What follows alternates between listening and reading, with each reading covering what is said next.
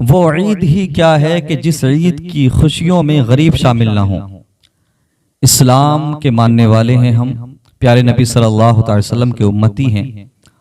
آقا کریم صلی اللہ تعالی وسلم نے ہمیں درس دیا ہے کہ ہم مخلوق خدا کے ساتھ اچھا سلوک کریں، اور اللہ کے بندوں میں جو بھی لوگ غریب ہیں، پریشان حال ہیں، اپنی خوشیوں میں انہیں شریک کریں۔ لیکن کہیں نہ کہیں ہم اس چیپٹر کو بھلا چکے ہیں، اس کانسیپٹ کو بھلا چکے ہیں۔ اکثر ایسا ہوتا ہے کہ ہم عید کے موقع پر بھی ہم اپنے گھروں پہ کھانے کا اہتمام کرتے ہیں، تو بڑے بڑے سیٹوں کو، بڑے بڑے لوگوں کو، امیر و کبیر لوگوں کو ہم بلاتے ہیں، دعوت کرتے ہیں، لیکن ہمارے ہی محلے میں بسنے والے غریب ہم سے چھوٹ جایا کرتے ہیں۔ میرے مصطفیٰ کریم صلی اللہ تعالی علیہ وسلم کے پیارے دیوانوں، اور حالات ایسے ہیں آج کل مسلمانوں کے گھروں میں جب قربانی کا گوشت آتا ہے تو 10 سے 15 دن تک فریج میں رکھ کر اس کو سڑا دینا پسند کرتے ہیں، لیکن کسی غریب کے گھر میں دینا پسند نہیں کرتے۔ یہ حالات ہیں ہمارے۔ 10 سے 12 دن 15 دن فریج میں پڑا پڑا گوشت سڑ جائے گا، پھر حالات ایسے بن جاتے ہیں کہ آخر میں جا کے وہ گوشت پھینکنا پڑتا ہے۔ لیکن ہمارے دلوں کے اندر اتنی گنجائش نہیں، ہمارے دل اتنے سخت ہو چکے ہیں کہ ہم نے گوشت کا خراب ہونا تو پسند کیا، لیکن کسی غریب کو دینا پسند نہیں کیا۔ میرے مصطفیٰ کریم صلی اللہ تعالی وسلم کے پیارے دیوانوں، خدا را ایسا نہ کیا کریں۔ اگر آپ کے پاس دولت ہے، پیسہ ہے، تو یہ آپ کا کمال نہیں ہے۔ آپ نے قربانی کی ہے، آپ کے گھر میں گوشت آیا ہے، یا آپ نے بکرا ذبح کیا ہے، جو بھی کیا ہے، یہ سب آپ کا کمال نہیں ہے، یہ اللہ کا فضل ہے، یہ اس کا احسان ہے کہ آپ کو اس لائق بنایا ہے۔ ورنہ یہ بھی تو ممکن تھا کہ جو لوگ آپ کے پڑوس میں، آپ کے محلے میں غریب ہیں، وہ امیر ہوتے اور آپ غریب ہوتے۔ آپ شکر ادا کریں کہ اللہ نے آپ کو پیسہ دیا ہے، تو اب اس پیسے سے اللہ کی مخلوق کی خدمت کرنے کی کوشش کریں، اپنی خوشیوں میں غریب لوگوں کو شامل کرنے کی کوشش کریں۔ اکثر ہم خوشی کے موقع پر غریب لوگوں کو، کمزور لوگوں کو بھول جاتے ہیں، اور جب غم کا وقت آتا ہے نا، غم کا موقع آتا ہے نا، تو یہی غریب ہمارے شانہ بشانہ کھڑے ہوئے نظر آتے ہیں۔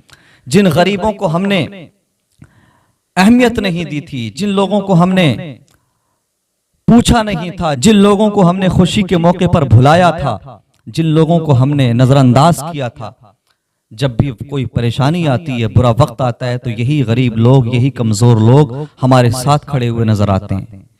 خدا را دیکھیے، امیر اور غریب ہونا یہ ایک الگ چیز ہے، لیکن ہر بندہ انسان ہے، اس کے سینے میں دل ہے، ہر ایک کو محبت چاہیے، ہر ایک کی روح پیار کی، محبت کی بھوکی ہے۔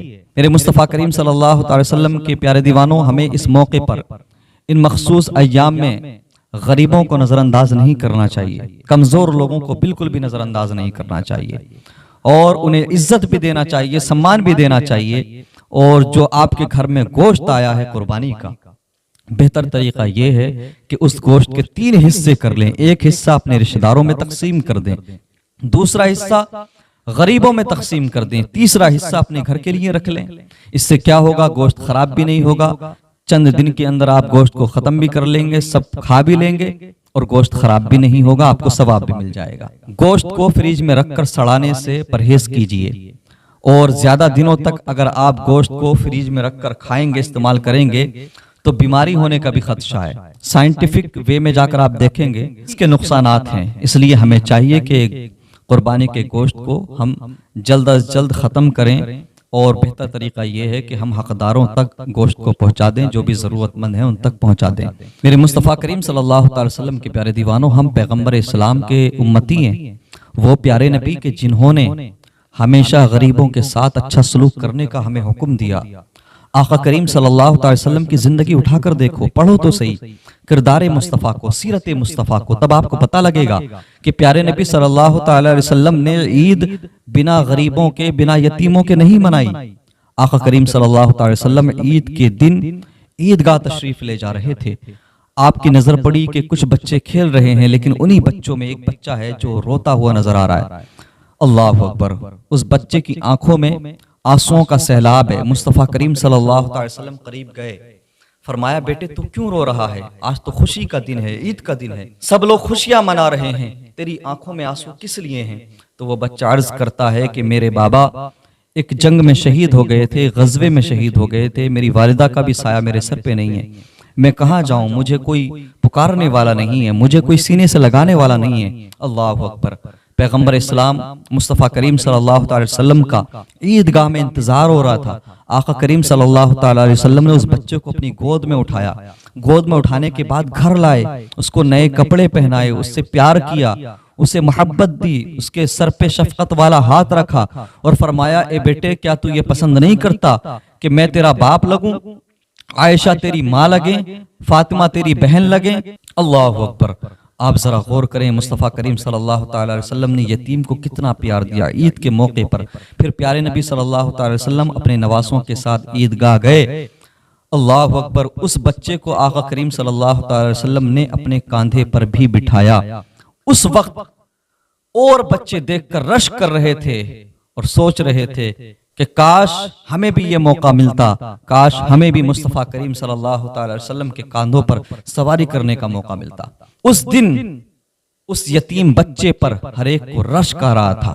پیارے نبی صلی اللہ تعالی وسلم اس بچے کو لے کر مسجد نبوی شریف تشریف لے گئے۔ آپ صلی اللہ علیہ وسلم نے اس کے سر پہ ہاتھ رکھا اور فرمایا کہ جو بھی یتیموں کے ساتھ اچھا سلوک کرے گا وہ قیامت میں میرے ساتھ ہوگا۔ اور آقا کریم صلی اللہ تعالی وسلم نے مزید فرمایا کہ جو بھی یتیم کے سر پہ دست شفقت رکھے گا تو یتیم کے سر پہ جتنے بھی بال ہوں گے ان بالوں کے بدلے اسے اتنا ہی ثواب ملے گا۔ آقا کریم صلی اللہ تعالی وسلم نے ہمیں یتیموں کے ساتھ اچھا سلوک کرنے کا درس دیا ہے، غریبوں کے ساتھ اچھا سلوک کرنے کا درس دیا ہے۔